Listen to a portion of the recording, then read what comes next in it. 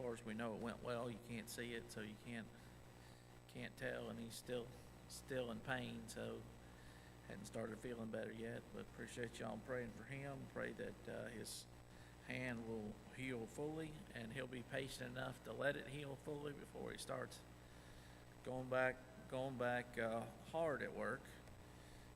He can, I guess eventually go back to work, but he's gonna have to. What's that, Miss Jimmy? He broke his hand. Not this year at family camp, but the previous year in family camp when we were playing softball, and he broke it when he was supposed to be sliding into home plate, and he didn't slide, so there was a tackle that occurred at home plate, and so anyway, so he broke his hand, and he broke this little bone right here, and then I guess a month and a half ago or something, they were up in Kentucky, and he was running the concrete finisher, and it hit something hard. When it did, it rolled his hand up underneath the thing, and when it did, it broke that bone again. And supposedly that bone only has one blood vessel, so it's really slow to heal. And the doctor said if you don't fix it and it doesn't heal right, the bone will die. And when the bone dies, because it's this bone it's the little bone right here, you end up losing your grip because your thumb becomes worthless.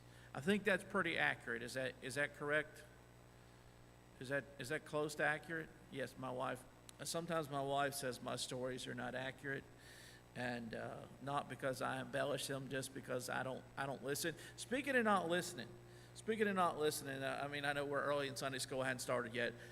I was 100% convinced that Brother Simpson was going to be here this morning,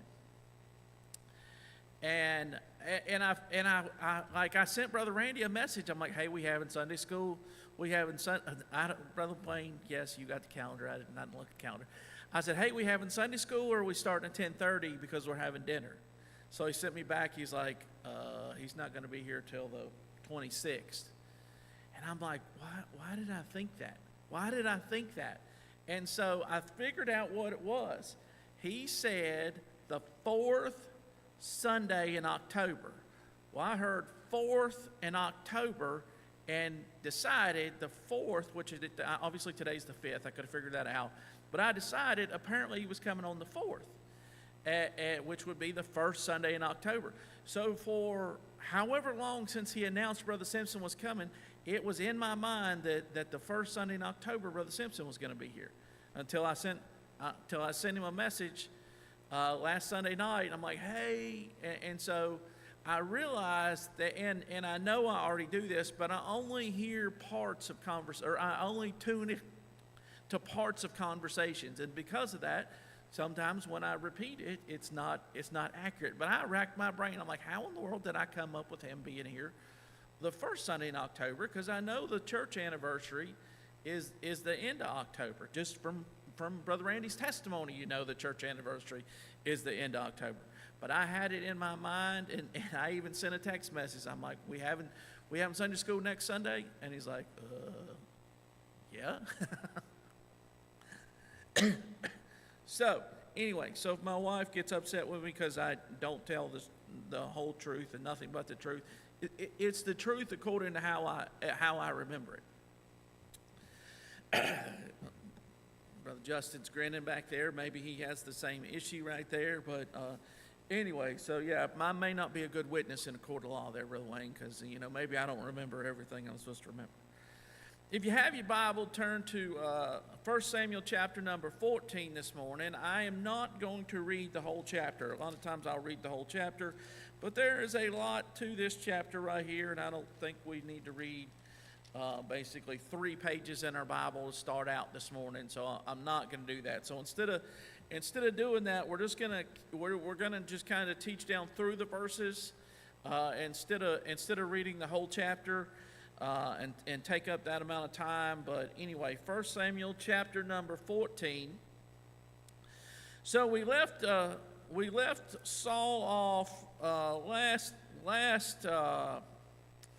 last chapter where the Philistines the Philistines were Jonathan had went and took out a garrison of the Philistines, and then the Philistines come out and they come out in force. And the problem was that they come out in force, and Saul did not have a force.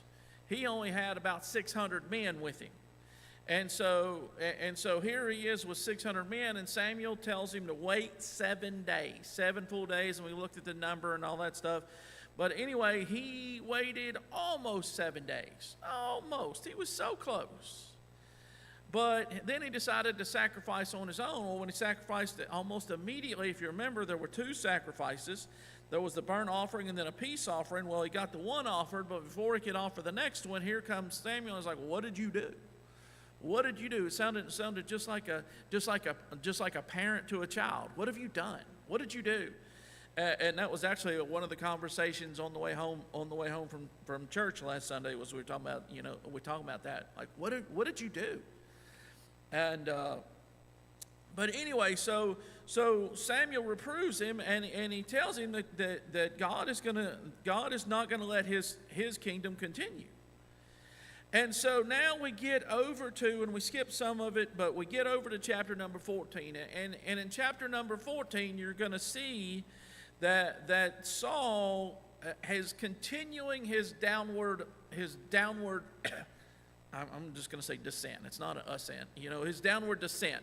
He's continuing that downward trend in his life. But yet, we really get introduced. We got introduced to Jonathan in the first thing, but it just basically says that he went and took out a garrison of the Philistines. You don't really get to know Jonathan. But as you read through Samuel right here, the more you read, at least in my mind, the less I like Saul and the more I like Jonathan. The more you read, like I said, the less you like Saul, the more you read, you're like, man, I tell you what a waste! What a waste! And actually, a long time ago, whenever I was pondering on these chapters right here, and actually that it probably be appropriate in the next chapter, but I thought about how God had gave Saul everything and he threw it all away. And that may be, we may get into that when we get to chapter number 15, but God gave Saul everything and he threw it all away because of disobedience. But yeah, you see Jonathan right here, and Jonathan seems almost 100% opposite of Saul. And as we're going to study down through this right here, we're going to see how Jonathan, like I said, Jonathan was a faithful man not just to Saul, but he would have been a faithful man to David. But he was also a faithful man to God, and he had faith in God, and he believed in the power of God, and he believed that God could do things that man just couldn't fathom. And so we're going to see that, and we're going to see the contrast. We're going to see the contrast of Saul and Jonathan in this chapter right here. And again, like I said, Saul's the king, and Jonathan is under him. He's under him militarily. He's under him, but he's under him as a king. He's under him as Saul is his father. But you're going to see that Jonathan does some things in this chapter, and Saul does some things, and most of the things that Saul does in this chapter, you just scratch your head, and you're like, what in the world? But what Jonathan does, you're like, I tell you what, I kind of like that guy right there. So we're going to start, and it says, now it came to pass upon a day that Jonathan the son of Saul said unto the young man that bears armor, come, and let us go over to the Philistines' garrison that is on the other side. But he told not his father. Now we're going to see in verse number 2 that Saul is tarrying. In verse number 2 it says, Saul tarried in the uttermost part of Gibeah under a pomegranate tree, which is in Migron, and the people that were with him were about 600 men. So here they're up there, and the Philistines. And again, we looked at how big an army the Philistines had brought out between in verse 5 of the previous chapter. It says the Philistines gathered themselves together to fight with Israel, 30,000 chariots and 6,000 horsemen, people as the sand which is on the seashore in multitude. And so again, if you think about it, Saul's only got 600 men with him, and here are the Philistines. And for whatever reason, God chose to not have the Philistines attack. And so, I mean, obviously they did, they had the numbers, and they had the weapons. If you remember, I think I mentioned it last week, that the Philistines had taken away the Israelites' ability to make weapons, and so they had to go to the Philistines to get anything taken care of. And so they had the numbers, they had everything militarily. They had the advantage. And yet they choose not to attack. And so it's almost like, God set this up. So here's an opportunity for Saul, who again was very decisive when they went up against the Ammonites. He was very decisive. He's like, hey, well, what's going on here? And he finds out, and he cuts up them ox and send them out. And sends them throughout, and calls for Israel to come together. And they were very decisive. But you really don't see, you're going to see him make some decisions, but he's going to make some poor decisions.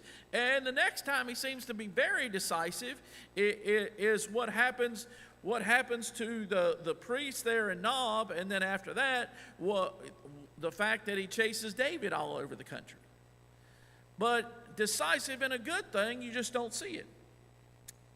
But anyway, so here's Jonathan, and they're just sitting there, and they're not doing anything. And some people are wired that way. Some people are wired that way, and they can just sit there and not do anything. And other people, that was my biggest fear. That was my biggest fear. Someone, what do you think about the surgery? I said, the surgery for Bub, I don't think's the problem. Is he going to be able to sit still long enough to let that hand heal like it's supposed to? That's my biggest concern. Is he's going to be like, oh, it feels fine. And then he goes out and tries to get up in a tree stand or something crazy like that. But some people are just wired where they can just sit still. But other people are like, I gotta go, I gotta do. And so here's Jonathan, and Saul appears to be wired just to sit there. We're just going to sit here, and we're not going to do anything. We're not going to send out and get any more. I mean, again, he's supposed to have had 3,000 men, chosen men. Those men are gone. Now he's just got 600. Where's all those other hundreds of thousands of people that fought when they fought against the Ammonites? And yet here he is, and here's this great army of the Philistines, and he's just sitting there, just waiting for something to happen. And we know from this chapter that he's not praying. He does, and we'll see in a second, he does go get him a priest. He does go get him a priest. But he didn't go get Samuel. He didn't go and say, Samuel, listen, I got to have some help here. Like we're in trouble. If you remember, Samuel just walks off. In the previous chapter, Samuel delivers the message, and then he's just like, I'm out of here. And walks off. And Saul, instead of repenting, instead of going, and he made excuse after excuse after excuse. And instead of repenting and going to him and say, look, we're in trouble. Well, what are we going to do? He doesn't do that. But here's Jonathan, and Jonathan's like, hey, we need to do something about this. In verse number 3, it says, And Ahiah, the son of Ahitub, Ichabod's brother, the son of Phinehas, the son of Eli, the Lord's priest in Shiloh, wearing an ephod, and the people knew not that Jonathan was gone. So now Ahiah, you're going to see, like it's written in the center of my Bible, the Ahiah is actually Ahimelech. And so later, whenever you see how Saul deals with Ahimelech, remember, they had a previous relationship. He was actually the priest that Saul calls for. He's the priest that Saul calls for and says, hey, I need you to come up here and bring the ark, and I need you, and that way I can use you because I can't use Samuel anymore. And I'm gonna say it now, is a lot of times you see that now. If someone gets offended in church, they don't always just go straight out to the world and leave church. A lot of times they go to another church. And instead of Brother Parks getting right with the message Samuel gave him, instead of getting right and being like, because I feel like God did sort of give Saul another chance. We know he's going to blow it in the next chapter, but he gave him another chance because, hey, here comes Samuel's like, God wants you to destroy the Amalekites. But I don't ever really see where Saul repented. He made a lot of excuses. And you see that a lot, Brother Parks, where, and we talked about it last week, where people, just love to make excuses. And instead of just saying, hey, I did wrong, and I need to get right, he said, well, you delayed, and this was a problem, and this was a problem. And he blamed it on Samuel, and really kind of blamed it on God because of his disobedience, blamed it on the people. But he never pointed the finger back at himself, and he's like, you're right, Samuel, I should have just waited. I got impatient, I didn't wait, I should have waited, and I'm sorry. But I do that. So he replaces Samuel with Ahiah. He replaces him. And like I said, you see that a lot. A lot of people, they don't get all the way out of church. They just go somewhere where they're not going to get their toes stepped on. They go somewhere where they're not going to get preached at. They go somewhere where that pastor's accepting of their sin. And most of the time that's the problem. It's they have a sin. God tells the preacher to preach on their sin, and they feel like he's calling them out, and he's just preaching the message that God gave him. And so they get offended, and they go down the road somewhere not because it's a better church. Very rarely do people step up in church. Most of the time they step down. Very rarely do they step up. Very rarely, and it does happen, I'm not saying it doesn't happen, but very rarely do you see someone start out, and I know my father-in-law did this, and like I said, so it does happen. But very rarely do you see someone say, there's got to be more to it than this. There's got to be more to it than this. Again, we come and we meet and we have a social gathering, but I feel like just reading my Bible that there ought to be more to it than this. Usually it's the other way. It's the people that look and be like, well, he ain't going to tell me what to do. He ain't going to say that to me. He can't say that to me. He can't say that to my wife. He can't say that to my child. How dare he? And so I'm going to go down somewhere where I can still have the social interaction. I can still check off a little box to say that I went to church on Sunday morning. I can check off this little thing and kind of appease my conscience, say, well, God, I did my part. And that's where they go. And so here is, and honestly, this being Ahimelech, really, Ahimelech never did anything, even though he's going to end up being killed by Doeg, but he was faithful. The Bible says that he was, and I'm going to use my terminology, he was nervous when David showed up, because he didn't understand why David was there, and he didn't understand, and he was nervous, and so he was faithful to Saul. But you have in verse number 4, it starts, it says, between the passages by which Jonathan sought to go over the Philistines' garrison, there was a sharp rock on the one side and a sharp rock on the other side. The name of the one was Bozez, and the name of the other was Sina. The forefront of one was situate northward over against Michmash, and the other southward over against Gibeah. And Jonathan said to the young man that bare his arm, come and let us go over unto the garrison of these uncircumcised. It may be that the Lord will work for us, for there is no restraint to the Lord to save by many or by few. Now we're going to see right here, and he's going to say it again. We're going to see again. Here's another of the contrast. Here's Jonathan, and first of all, he called the Philistines uncircumcised, and that was because they, in Jonathan's eyes, they were heathens. Obviously, they were uncircumcised, but they were heathens. They worshipped another god other than the true God, the God of Israel. And so, but Jonathan made it about Israel and Israel's God. Jonathan did not make it about himself. Now, if you look in verse number 24, it says, and the men of Israel were distressed that day, for Saul had adjured the people, saying, cursed be the man that eateth any food until evening, that I may be avenged on mine enemies. So none of the people tasted any food. So here again is the contrast. Here is Saul, and Saul is the king, and Saul was put in place by God, but yet he decided that they were his enemies. And it doesn't appear that he cared that they were God's enemies. It doesn't appear that he cared that they were Israel's enemies. It was all about him. And honestly, and again, we understand this. Sometimes you see people and they start having an eye problem. They start having an eye problem because everything's about them. I don't like this, and I don't like that, and I can't stand this, and I can't put up with that, and I. And you realize, and again, like I said, if you've been in church very long, you start sensing the change in their conversation.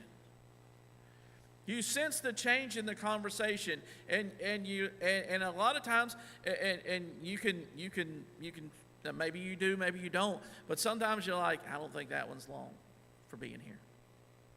If something doesn't change and God doesn't get a hold of their heart, and when God gets a hold of their heart, they don't respond in the right way, they're not going to be here that long. Do it on a job. Do it on a job. Someone starts a new job, what do? They love that job. Oh, it's the greatest job I ever had. I mentioned this last week. Greatest job I ever had. I'm so happy. I love this job. It's so wonderful. It's the greatest job. I can't believe how wonderful it is. And then after a little while, you're like, hey, how's the job going? They don't do this for me, and they promise me this, and I don't like this, and I don't like that, and I. And you're like, dude, really? What? I mean, like, what changed? And sometimes things do change. I'm not going to say it doesn't. But you can tell, like, he's not going to stay there long. If he keeps running down that track, he can't stay there. If every person on that job does you wrong, you're not going to stay there. And so here's Jonathan, and Jonathan's like, hey, we can't tell. He said, come and let's go over the garrison and the uncertain. It may be that the Lord will work for us. He said, I don't know. He said, but you can't. Brother Jones preaches a message. I don't know if he's ever preached it here or not, Brother Johnny Jones, but he preaches a message. You can't put God in a box. And a lot of times, I think our faith is what ties the hands of God. Or let me rephrase that.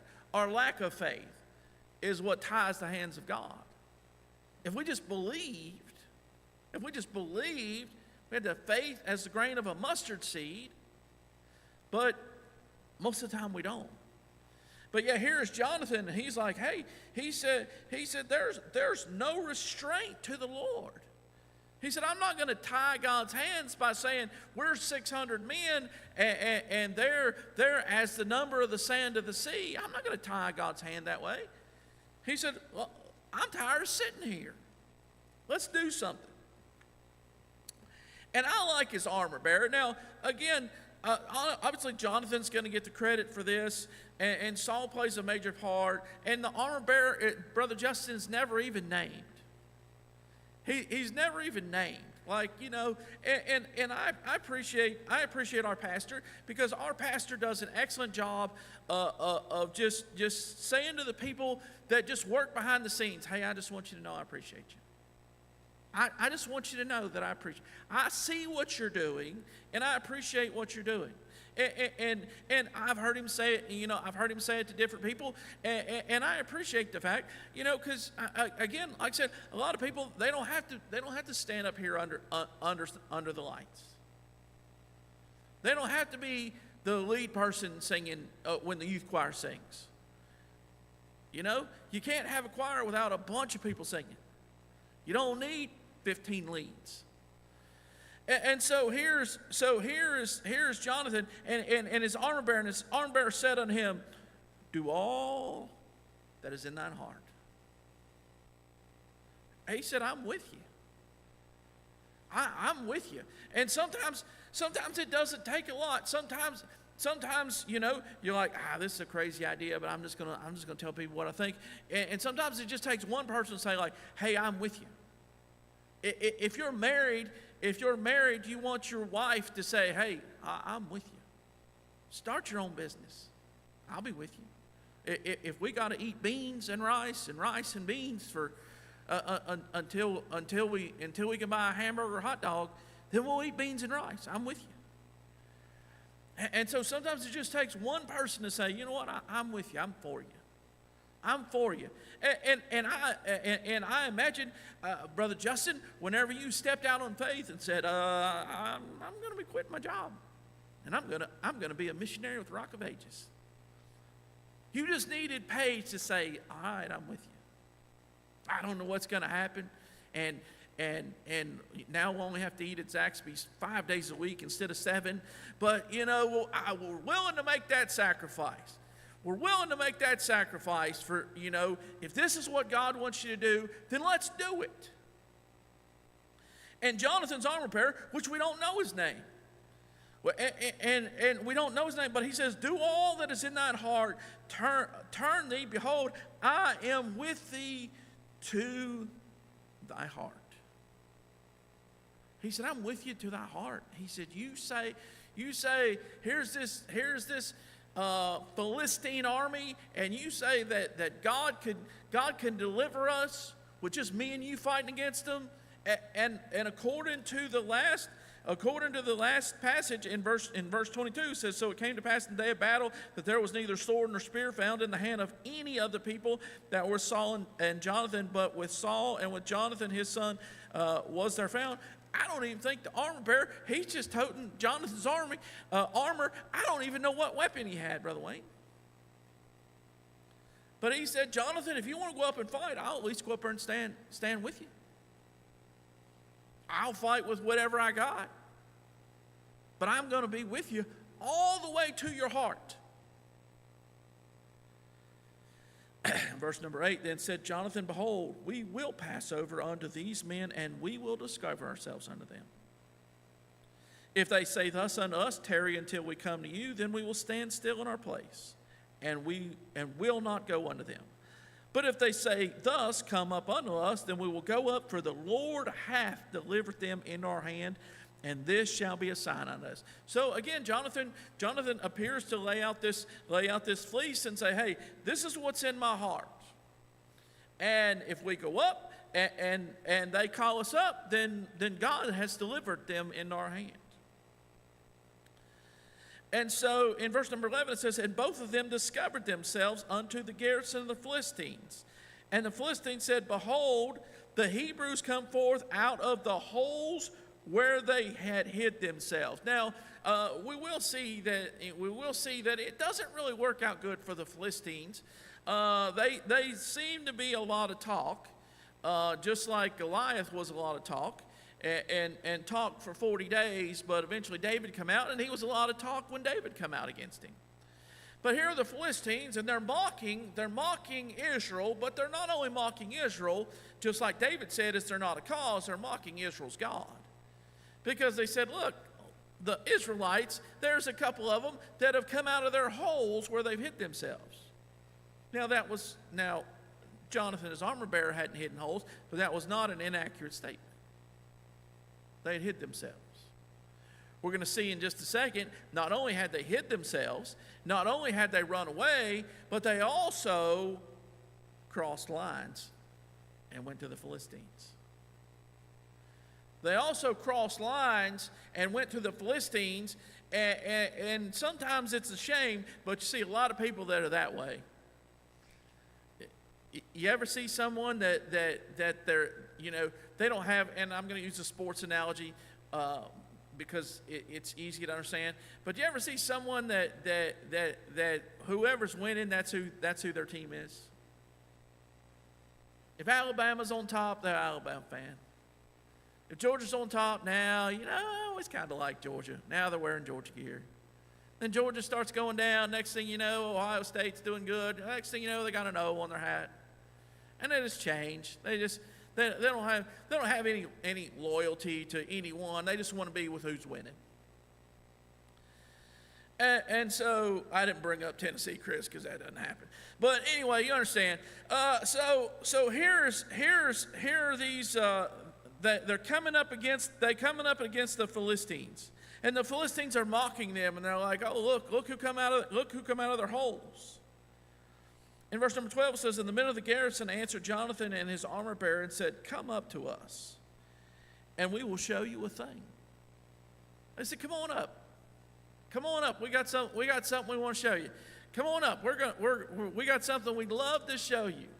And they have no idea. They don't understand that Jonathan had said, "Hey, if they say come up, God has delivered them into our hand. If they say come up, God has delivered them in our hands."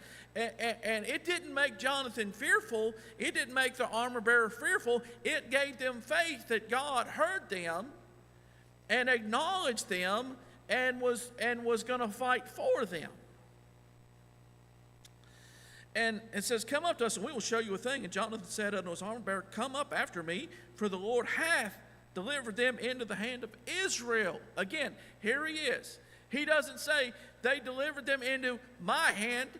Jonathan didn't want the credit. Jonathan didn't want the glory. Jonathan didn't want to be the one known for this victory. His armor bearer didn't want. He said, God has delivered them into the hand of Israel. It's just two of them. A lot of times we'll do something and we're like, "Hey, did anyone see what I did? Anyone see what I did? Anyone notice? Anyone notice?" I don't know if y'all noticed, but there's some changes around here. There's some changes around here, and so sometimes you're like, "Hey, look at me, look what I done." You do something out on the front of the church, and you're like standing out there and you're like, "Hey, anyone notice? Wash the bricks. Anyone notice? Change the flowers. Anyone notice? See how clean the steeple is? Yeah, worked really hard to clean that steeple." And so yeah, here's Jonathan. He said, "Hey, God has delivered him in the hand of Israel." In verse 13 it says, "Jonathan climbed up upon his hands and upon his feet." So wherever this is, if you get the picture, they're crawling on their hands and knees trying to get up to this battle. And not every time that God does something for us do we just walk in and take it. Sometimes God does something for us, but we're still going to have to work for it. Here's Jonathan, and he said, "Hey," they said, "Come up." And yet there was no easy way to get to where they had to go. And Jonathan said, "Let's go." And so they crawl on their hands and on their knees, and they crawl up there to them. What a terrible fighting position when your enemy sees you. Again, we have to think about this as a battle. If your enemy sees you and they say, "Hey, come on up here, we're going to show you a thing," and now you have to come up to them, and you can't come up to them in a fighting position, you're crawling on your hands and your knees trying to get to them. And you can imagine the Philistines, now they've probably gathered them a little bit of a crowd. They've gathered them a little bit of a crowd, and they're watching Jonathan and his armor bearer and looking like only one of them's got a sword. I don't know what these crazy Israelites are doing. Maybe they're like the rest of the Israelites that have crossed over and with us, and maybe they're going to join with us.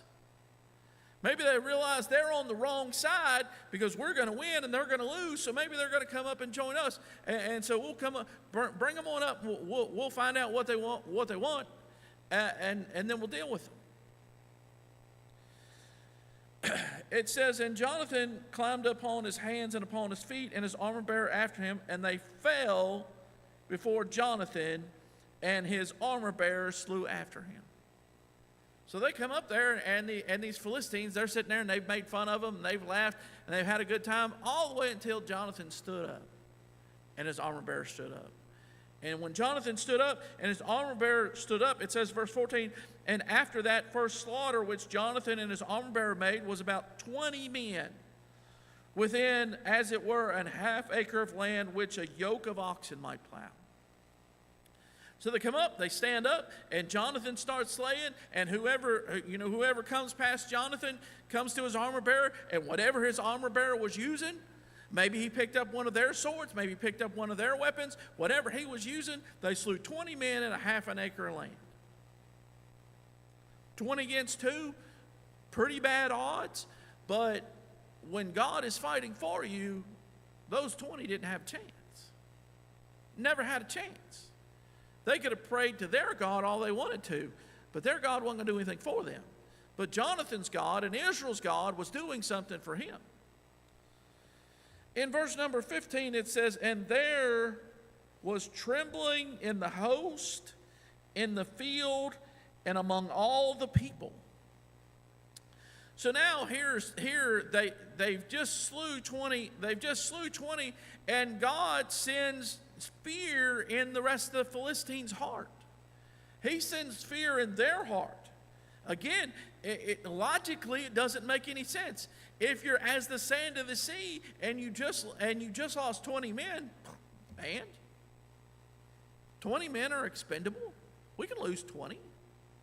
There's only 600 over there. Right now there's 598 over here, and there's only 2 that we're fighting against.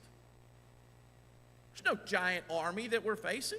It's 600 men, 598 sitting under a tree with Saul, and 2 that have walked off and decided to fight for Israel and Israel's God. And so there was this trembling in the host, and the garrison and the spoilers, they also trembled, and then God sends an earthquake. It says, and the earth quaked, so it was a very great trembling.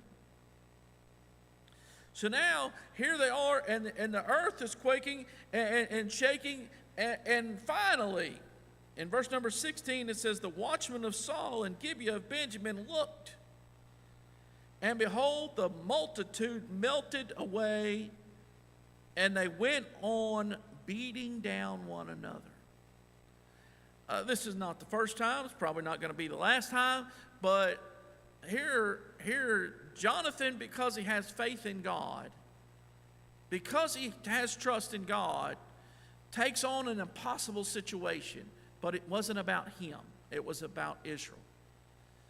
And so then, because he has enough faith to step out on his own and go do this thing, now the Philistines are leaving the battlefield. But they're not just leaving the battlefield. As they're leaving the battlefield, they're fighting against each other. And they're beating each other down. And they're fighting, and they're killing each other. In verse number 17, then said Saul unto the people that were with him, number now, and see who is gone from us. And when they had numbered, behold, Jonathan and his armor-bearer were not there. And Saul said unto Ahiah, now watch what he does right here. Bring hither the ark of God, for the ark of God was at that time with the children of Israel. So he calls on the priest and he says, hey, something's going on right here.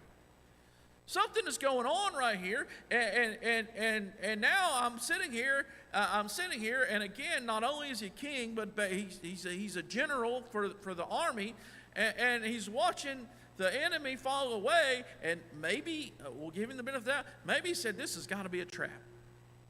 This has got to be a trap. There's something wrong here.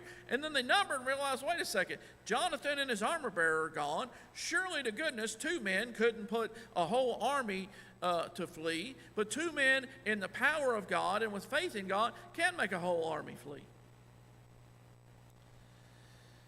And it came to pass while Saul talked unto the priests that the noise that was in the host of the Philistines went on and increased. So the longer they went and the further they ran, the louder and louder they got, and the more they're going to destroy each other. And Saul said unto the priest, withdraw thine hand.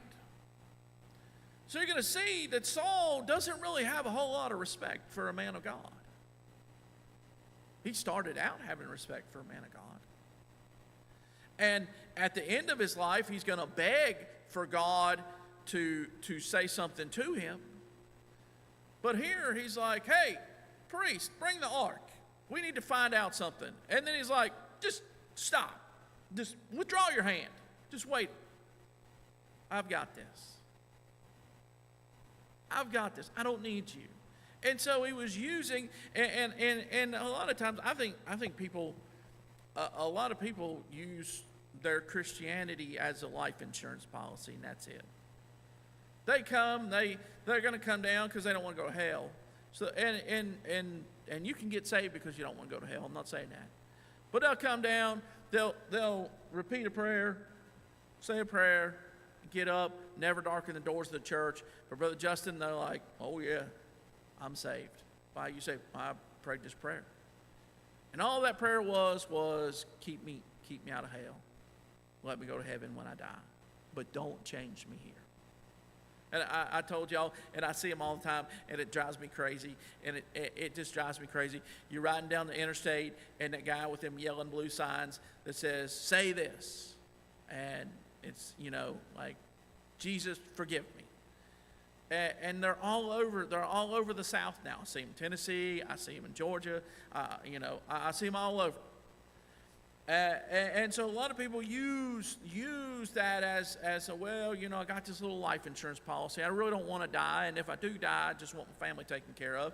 But for them, it's like, I really don't want to die, but if I do die, I don't want to go to hell, so I just need to have this in my back pocket. So in their mind, which I'm going to use worldly terminology, one day I'm standing before Peter in the pearly gates, and I can say, hey, remember the time I said, say this, and I said this? And we know it doesn't work that way. You understand what I'm saying? But the world, that's how they view it is, when you die, you're going to stand before Peter at the pearly gates, which to me is probably a Catholic thing anyway, because they think Peter was the first pope. But anyway, and say, why should I let you in? Well, because I said this. That's not how it works. But that's almost how Saul appears. It's like, all right, let's ask from God. No, never mind, I don't need you. Verse 20 says, and Saul and all the people that were with him assembled themselves, and they came to the battle, and behold, every man's sword was against his fellow, and there was a very great discomfiture. So again, they show up to battle, and again, I don't know, maybe things have changed, but as far as I know, it's still just Saul and Jonathan that have swords. And yet now they're just watching, and they're like, man, we don't even need to step in. We just got to let them fight. The enemy of my enemy is my friend, but now they're like, hey, we're just going to stand back there and watch him. Moreover, the Hebrews that were with the Philistines before that time, which went up with them into the camp from the country round about, even they also turned to be with the Israelites. So there it is.